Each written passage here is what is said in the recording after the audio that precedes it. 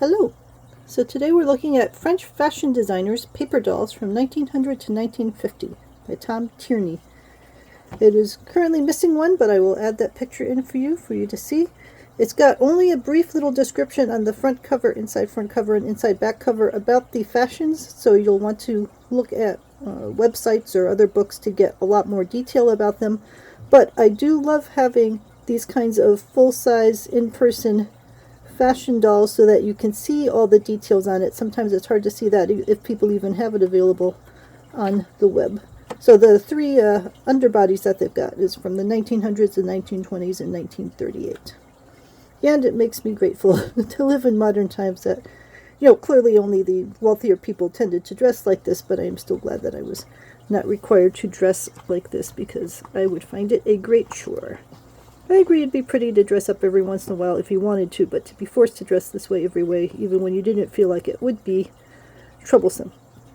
Alright, so we've got 1900, an afternoon gown, 1901, a walking costume, and you needed a whole bevy of helpers to get you in and out of these things, so you had something to wear when you went out to walk, and then change for the afternoon, and then change for the evening, and so on. 1909, 1910. The reason I have these tabs in here is the insides are blank so that when you cut out the doll, you're not, just drawing something else on the other side of it. So this is 1913, a tunic dress. I do love this style. Again, it's something for a special party. I would enjoy dressing up like this, but not if I had to do it every single day, even if I was feeling tired or just wanted to hang out in sweats. 1914, an afternoon dress, hobble skirt. They would deliberately dress women in these things that they couldn't move much in to show that they were elegant.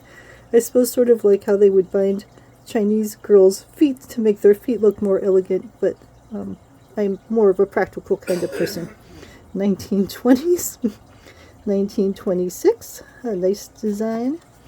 And you can see from era to era that things will go from looking very flouncy and lacy to then very stark, we'll say, and minimalistic. And then the pendulum swings back again.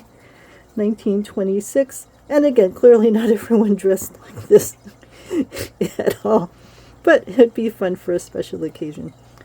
1927, another 1927. And the same thing with hair lengths. Hair length would go long, and then short, and then long, and then up, and then down. 1927. 1930. 1930, pajama evening suit. But cover all the legs. Wouldn't want to show any legs or anything. 1935.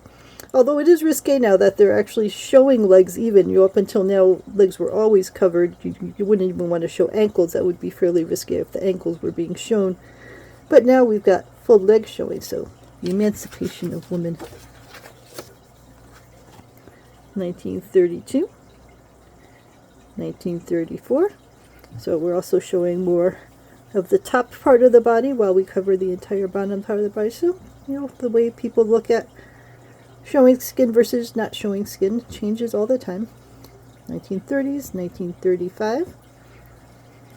People who wear all white are clearly have some money because one little spill and that is not going to be wearable anymore. 1936, an iridescent gown. I think that's really pretty. 1936, again we'll go with the stark white. 1939, 1945.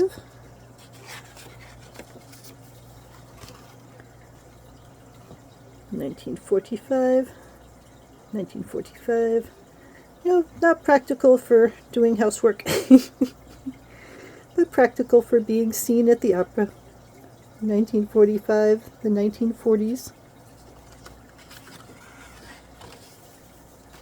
And then the last two are 1949 and the 1940s. So again, this is just showing high-class women, and it's showing particular styles. I mean, there were clearly all sorts of other designers that worked during this time period who aren't being represented, but it's fun to take a look at some of the different styles that people did wear, and that maybe you could say the working class might aspire to and think it was neat, or maybe some working class would laugh at some of these things, much as we do with current fashion shows, and say, who in the world would ever wear that? I think these fall into the more reasonable kinds of areas that you could imagine someone wearing to a party, or, you know, to a wedding or something like that, as compared with some of the things that you often see on fashion shows where you wonder where someone would wear a piece like that. So I enjoy the selection in here. I think it's nice to have paper doll books to be able to get a good look at the designs, and I normally don't cut them out, but if you are the type of person who likes to cut them out and to be able to really get a sense of what it would be like to wear a piece like that, then that is lovely too.